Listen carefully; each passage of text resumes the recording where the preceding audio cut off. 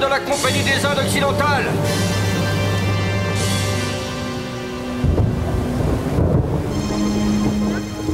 À nous de jouer. Ces gros lourdeaux pensent peut-être qu'on va se placer gentiment sous le feu de leurs canons. Ils se traînent comme tortues sous leur voile basse. Corne de bouc. On va décrocher pour s'occuper du petit brick qui prend bien des risques là-bas. Voile par tribord avant. Il vient droit sur nous, mais on jurerait qu'il veut nous couper la route. C'est fort probable, monsieur. La pavillon noir, le sinistre Jolly Roger à tête de mort. Dois-je faire augmenter les distances, monsieur? Oui. Faites donner des signaux et le branle-bas de combat.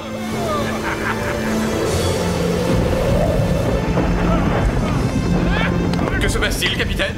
Hein? Des pirates, monsieur de Montfort. Ils viennent droit sur nous.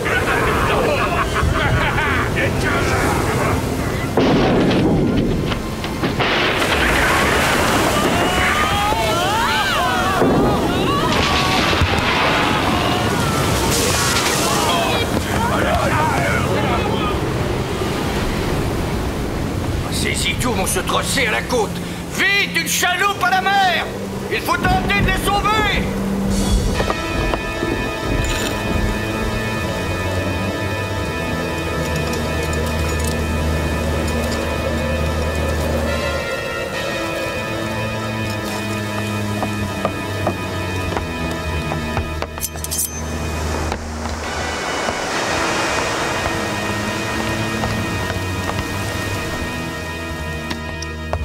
Hein? Ah mais il se paie ma tête!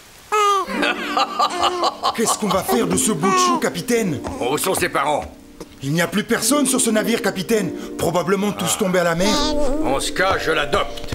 J'ai toujours rêvé d'avoir un fils. Camarade, voici Eric, votre futur chef.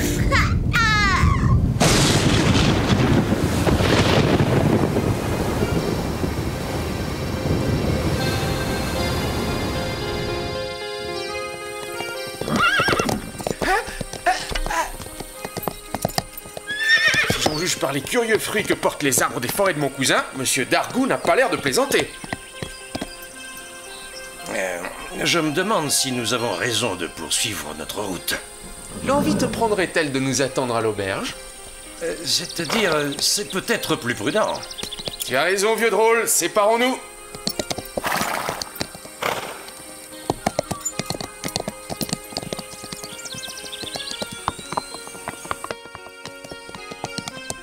Au secours, mon fantôme!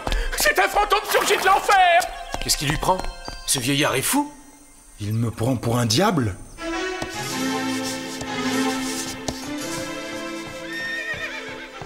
Mais quel est donc ce vacarme? Un fantôme! Que signifie? Un fantôme, monsieur, une apparition là, dans la cour! Le fantôme de monsieur Henri, votre cousin! Henri? Henri de Montfort? C'est grotesque! Aberrant, vous êtes ivre, Trulot! Ce jeune homme ressemble trait pour trait à feu votre cousin. Je ne comprends pas. Mais cela ne présage rien de bon. Faites entrer! Ah, ça, monsieur, que signifie? Vous refusez de vous faire connaître? Qui êtes-vous donc? Pardonnez-moi, monsieur. Voilà qui vous en apprendra davantage.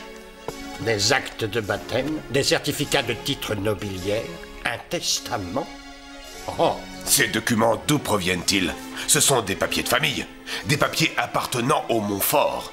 C'est bien naturel, monsieur, puisque je les tiens de mon père, Henri de Montfort. Impossible! Mon cousin Henri de Montfort est mort en mer avec sa femme et leur très jeune enfant. C'est parfaitement exact, monsieur mon cousin. À un détail près, ce bébé capturé par les pirates a été élevé aux Antilles dans l'ignorance de sa véritable condition. Mais sa mère avait épinglé sous les vêtements du petit Eric tous les documents établissant sa filiation et ses droits. Cet enfant, c'est moi. C'est faux! Je refuse de vous croire! Vous êtes un imposteur! Mes parents ont consigné sous leur signature tous les signes distinctifs que je portais à ma naissance. La vérification est facile. Est-ce là tout ce que vous avez comme preuve? C'est tout. Mais c'est plus que suffisant pour entrer en possession de mon héritage, messieurs. Pauvre naïf. Lâche ça, canaille, ou tu es mort. Ah non! Non, ne tirez pas! J'aurais dû vous prévenir, je trouve un écu à 40 pas. Du calme, mon cousin. Pardonnez son geste à Lenoir. Soyez mon invité. Je vais vous faire conduire à la chambre d'honneur. Prenez quelques repos. Nous reparlerons de tout cela quand vous serez remis de votre voyage. Pauvre imbécile qui s'imagine que je vais me laisser dépouiller.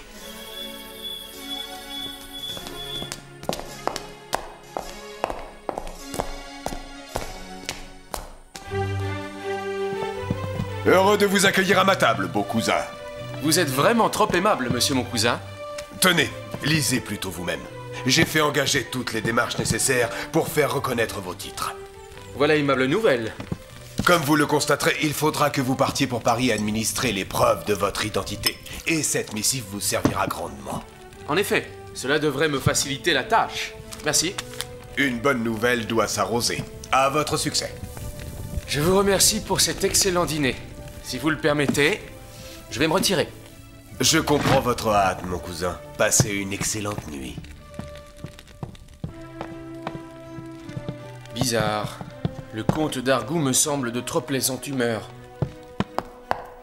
Cet endroit devient malsain. Il est temps de rejoindre Triple Patte.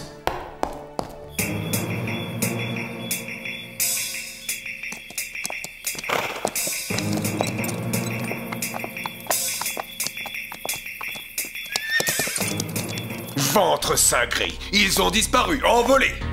Voilà qui est excessivement fâcheux. Ils n'arriveront pas à Paris, j'ai tout prévu. Je vous promets que nous récupérerons ces papiers.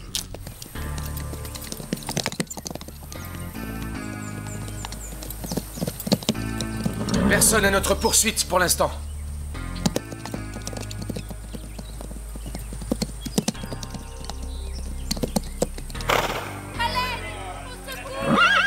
Cornebleu, ce sont des appels et ce vacarme au loin. Ma parole, on se bat par ici. C'est la voix d'une femme. Nous ne pouvons laisser faire ça. En avant! Un carrosse. Du Dieu, il est attaqué par des brigands. Vite! Ces canailles sont au moins une douzaine. Arrière! Huron! Hardy, Baba! Colle!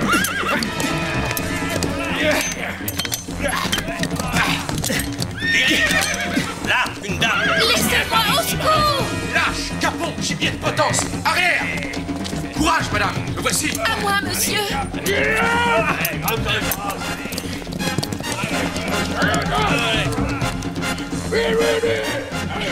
Bon sang! Elle s'évanouit! Elle est peut-être blessée.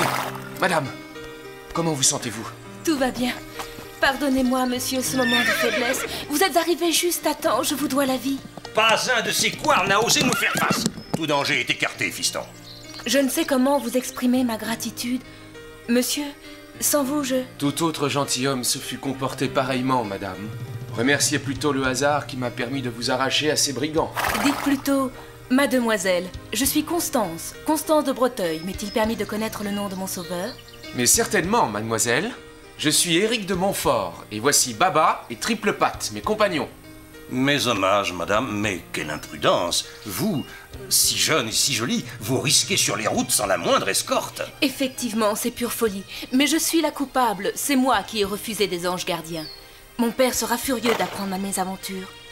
Permettez-nous de vous escorter jusqu'à votre destination, mademoiselle.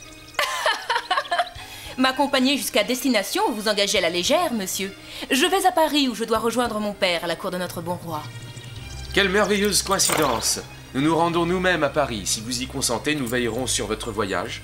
Mille grâces, monsieur. Je ne sais si je le puis, mais j'ai eu si peur que j'accepte volontiers votre proposition. Eh bien, nous ferons route ensemble.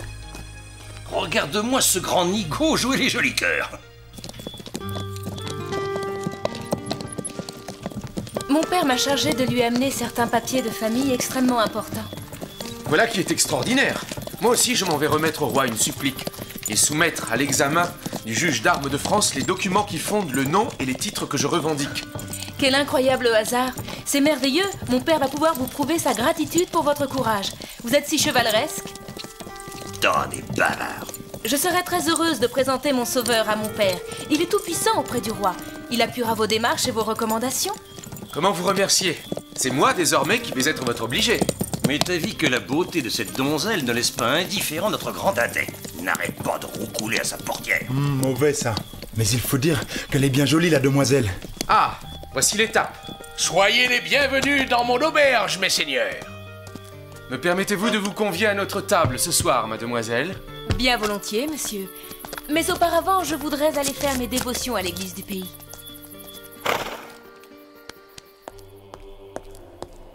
Hein? Personne? Pourtant... Psst, Constance, par ici, nous parlerons sans être vus. Voilà des jours et des jours que je vous suis de relais en relais. Qu'attendez-vous pour agir? Il me fallait bien endormir leur méfiance. À présent, c'est chose faite. La proximité de Paris les rassure. J'opérerai cette nuit. Ce jeune imbécile m'a invité à souper. N'oubliez aucune de mes instructions. Il ne faut pas qu'il se doute de quoi que ce soit. Je redoute surtout ce vieux démon d'unijambiste. Rassurez-vous, monsieur. Ils sont à 1000 lieues de me suspecter.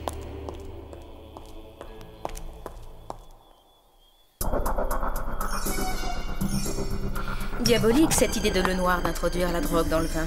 Ça ne laisse pas de traces. Allons nous faire belle pour cette soirée. Allons, triple patte, détends-toi un peu, que diable! On n'est jamais trop prudent, fiston. Baba, débouchez donc cette dernière bouteille. Je veux lever mon verre au succès de Monsieur de Montfort. Monsieur de Montfort, j'aimerais que vos fidèles compagnons trinquent avec nous. Ils l'ont bien mérité. J'allais vous le proposer, mademoiselle.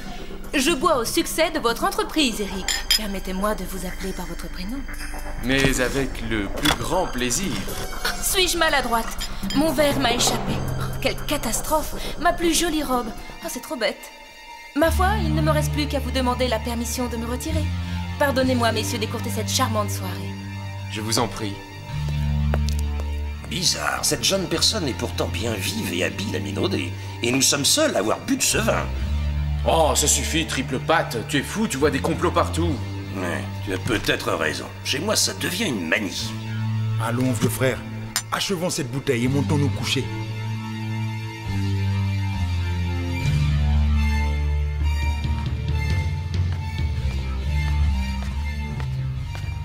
Parfait. Ils ont sombré dans l'inconscience la plus totale. Je sens quelque chose. Des papiers cousus dans la doublure de cette veste. Nous brûlons. Attention à ne pas briser le cachet. Veuillez aller quérir une trousse à couture, tandis que je change les papiers de ce nigaud. Attention à ne pas effleurer ces papiers. Ils sont imprégnés d'un violent poison. Ce jeune sot va se ridiculiser et moi je vais gagner une récompense royale.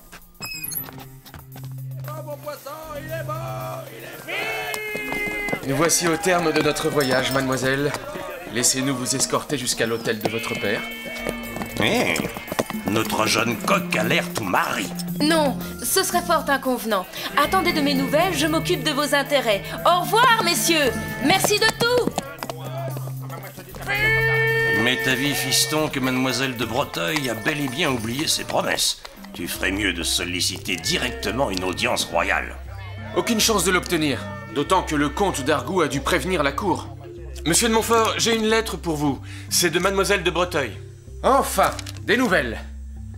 Mademoiselle de Breteuil m'a obtenu une audience auprès du ministre. Elle m'attend pour dîner en son hôtel de la place des Victoires ce soir même. Je n'ai pas obligé une ingrate.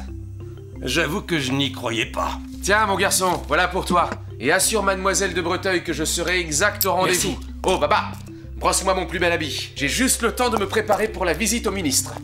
Me permets-tu un humble avis, fiston? Reste sur tes gardes jusqu'au dernier instant. Promis, vieil oiseau de mauvais augure.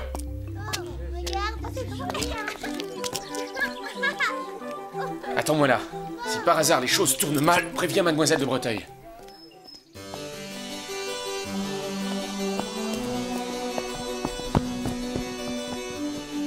Monseigneur, je suis votre humble serviteur.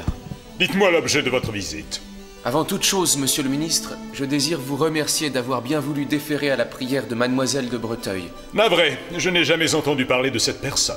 Mais le père de mademoiselle de Breteuil est un familier du roi et... Pas de moi, en tout cas. Et pourtant, je vis dans l'entourage de sa majesté. Je ne connais personne de ce nom-là à la cour. Voyons, je ne rêve pas, je vous assure, monseigneur. Je voudrais pouvoir me justifier. Pas un geste, misérable. Mais c'est une regrettable erreur, Qui t'a envoyé? Réponds, misérable! C'est une effroyable méprise. Envoyez chercher Monsieur de Breteuil. Son hôtel est 6 au coin des rues du Marais et du Trahoir. Tu ne manques pas de toupet, canaille. C'est ma propre adresse que tu me donnes là. C'est impossible, voyons. Cesse de jouer la comédie. Et d'abord, qui es-tu? Je m'appelle Éric de Montfort. Imprudent coquin. La famille de Montfort s'est éteinte avec la mort du vieux duc voici des années. Et le seul héritier est le comte d'Argout. Je vous supplie de m'écouter, monsieur le ministre. Je dis la vérité. Prenez l'enveloppe scellée qui se trouve sous ma chemise. Elle contient les preuves de ce que j'avance. Garde, attention. Les papiers que contient cette enveloppe sont empoisonnés. Leur simple contact suffit à tuer, d'après le ministre de la police. C'est grotesque. Ce sont des papiers de famille. Oh, misérable vermine! Je n'ai jamais lu aussi ignoble pamphlet et ramassis d'insultes contre le roi. Mais je suis l'objet d'une monstrueuse machination. Silence! Garde! Emmenez immédiatement ce monstre à la Bastille. Oh!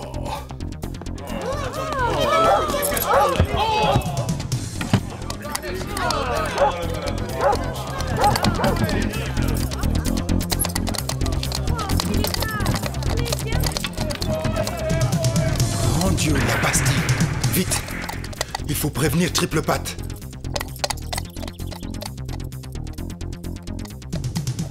Triple Patte! Éric vient d'être embastillé! Que me chantes-tu là? Éric embastillé? Parfaitement! J'ai suivi le carrosse qui l'a conduit à la Bastille. Il faut déguerpir d'ici. Il y a des chances pour que la maréchaussée débarque ici sous peu. Mademoiselle de Breteuil. Elle-même. Je suis venue juger de la bonne plaisanterie que j'ai jouée à votre maître. Une bonne plaisanterie en effet que de faire embastiller les gens. Oh, je ne sais ce qui me retient, mademoiselle. Que voulez-vous dire, monsieur? Éric à la Bastille? Parfaitement, et par votre faute encore. Je ne comprends pas. Ce devait n'être qu'une simple plaisanterie. Monsieur d'Argout m'a juré que rien n'arriverait à son cousin. Misérable sotte. Le sieur d'Argout ne plaisante jamais. Vous avez condamné Éric. Je ne vois plus qu'une solution. Barbe Rouge, allons. Il n'y a pas une minute à perdre. Je vous en prie, je suis désolée. Emmenez-moi avec vous. Je veux faire quelque